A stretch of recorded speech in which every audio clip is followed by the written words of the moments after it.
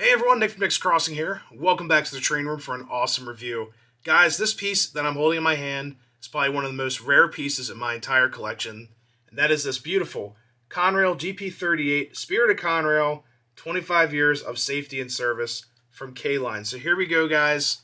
All aboard. Alright guys, so before we dive into this review with this beautiful engine right here, I'd like to apologize for my voice. I'm not 100% back yet. A lot of you guys have been reaching out. I am doing better. But thank you guys for your thoughts. I'm doing much better. Just a little bug at work, so nothing too serious going on. I'm just still getting over it. But anyways, guys, this engine right here has a crazy history. So going all the way back to 1971, is actually February 1971. This locomotive was built by EMD. It's a GP38, so a pretty popular road number for the time. It was built as Penn Central 7899, just typical GP38. And eventually become Conrail 7899, and then eventually become NS 2943 is what we have now right here. Ours is blue. So how did it go from black to blue?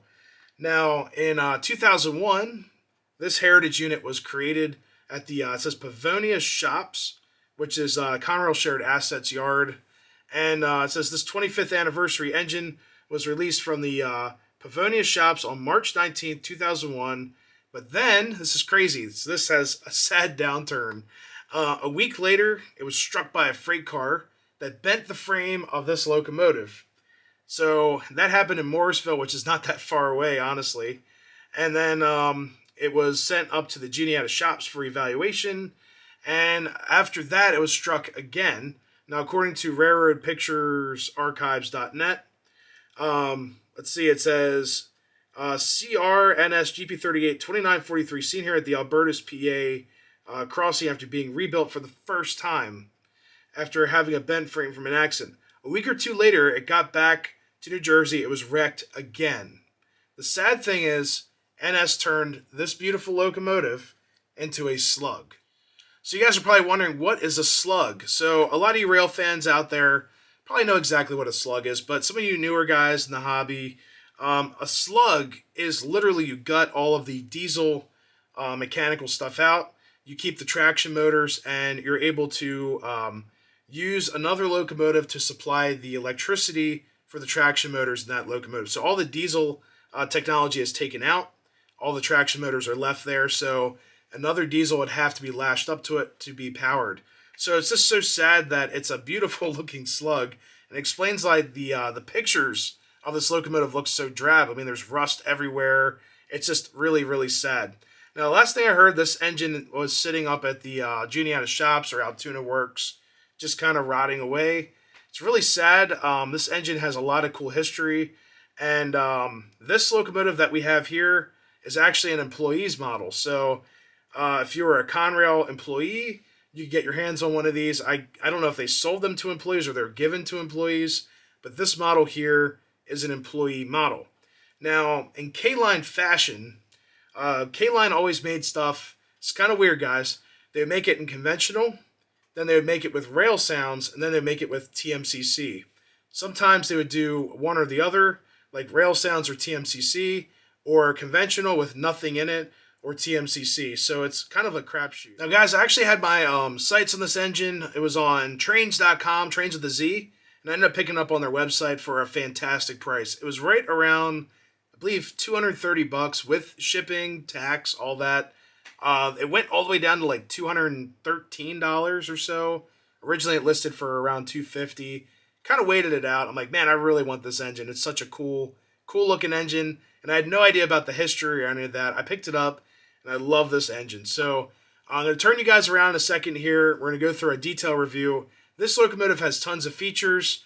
Bear with me, it does have early Railsounds. It does have the dispatcher sound, but it's like right before, I believe, like Railsounds 5.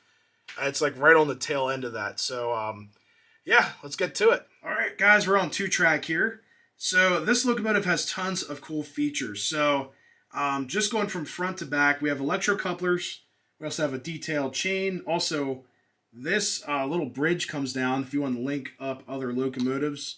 That's so cool. It's just a really cool detail that comes down like that. It's very fragile. I like to keep them up. Going back here, all plastic body, all metal handrails. Handrails are in the pilots. die-cast pilots. We have a crew figurine, a brass horn. These are actually brass. Same with the antenna right here. So that's not going to snap off while transporting this locomotive. The windows actually open, which I found out the other day. You can close them by hand. So it's just a really cool little feature there. Going down further, these vents actually slide, which I thought was super cool. And if you go back, this is kind of annoying. This is the battery hatch on top where the dynamic brake fins are. This wire mess in here kind of helps spring that up. But it's also a horrible place for that because you go to pick up the engine. It's just like an MTH PS2 Rail King. You're just going to lift that up and just drop her. So, yeah, make sure not to do that. Go further back, we have these beautiful logos here, 25 years safety and service. The Conrail Q, quality Q right there. Awesome vents on top. Spinning fan blades on the inside, they're free floating. So on top we have 1 fan, 2, and 3. We have lots of lift points here, little loops for lifting points. Looks really cool on top. Beautiful fuel cell right here. Another die-cast pilot. All kinds of detail in the back, and another rear electric coupler. So let's fire up. Now there's one thing about this locomotive that I'm not too keen on. I actually opened this up to try to find out what Railsounds board it was, so I could swap it out, because I'm not a fan of the horn. It's got like a single chime horn, very similar to the Pennsylvania Railroad. The weird thing is with this decal on here, use the antenna, it says PRR right there. So I'm not sure if they're going for like a Pennsylvania Railroad theme.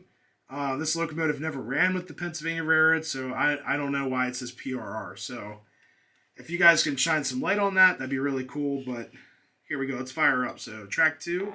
All right. Oh, we got a sound car on the track. And the horn is this.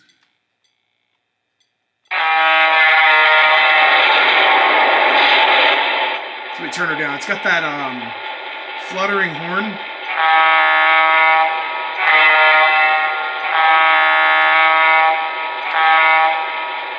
So if you push it quick, nice and clean. If you hold it down, it gets real muddy.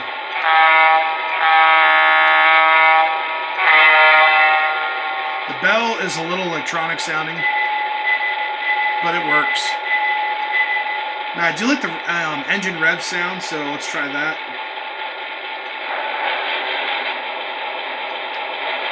Just using that remote to rev up, so you guys can hear it.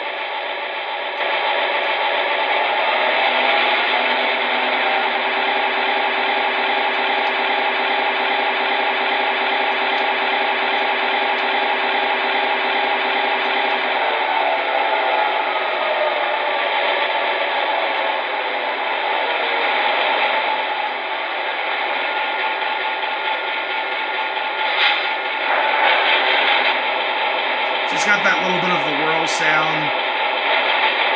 I love that Jeep sound right there. It's got the EMD whirl right there and the whine and everything. So it sounds right. I think that's the highest RPM setting right there. And we'll bring her back down. So, this is forward right here.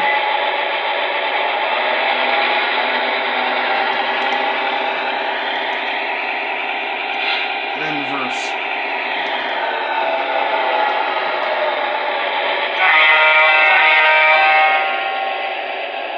Front coupler. It does have directional lighting. You'll actually see on the front. These little headlights that light up, or marker lights. The headlight up top also, with the number boards, also switches. And then same with the rear.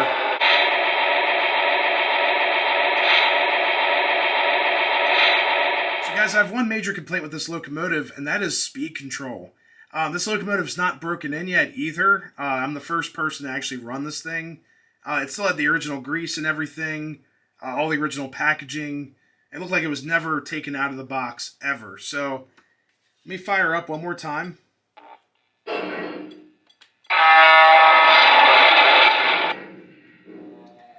So she just kind of takes off.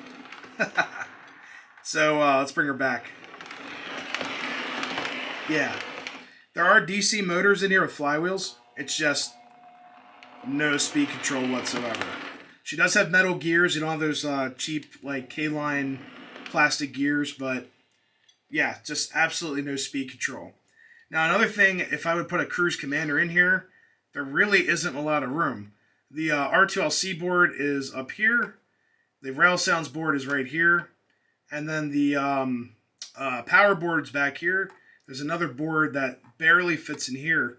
And then in this whole space here where the dynamic brake fin goes down is this whole wiry mess. Yeah, all that junk in there. And there's not even room for a smoke unit if you wanted to put one in here. Your smokestacks are right here, right next to this vent on each side. But there is absolutely no room for a smoke unit. So that's fine. I have horrible luck with K-line smoke units, so going to avoid that. But yeah, it's a great unit. Runs fantastic with a bunch of cars. It kind of helps her with the speed. But it's a beautiful piece. So let's get some cars hooked up to her. Let's get a run session going here.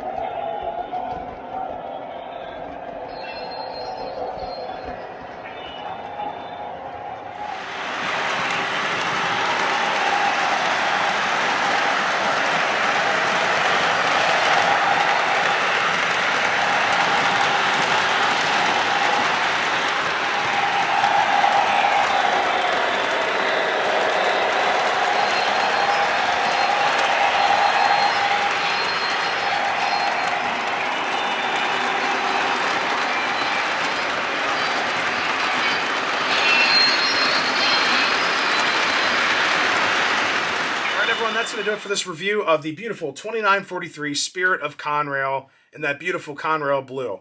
This locomotive is so cool, and it totally fits my collection, being part of history with a crazy, twisted, sad history and all that.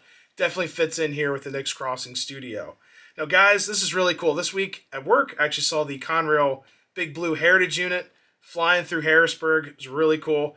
And then the other day, I actually saw a freight train with a Conrail caboose on it. So I've never seen an NS freight train with a Conrail caboose ever.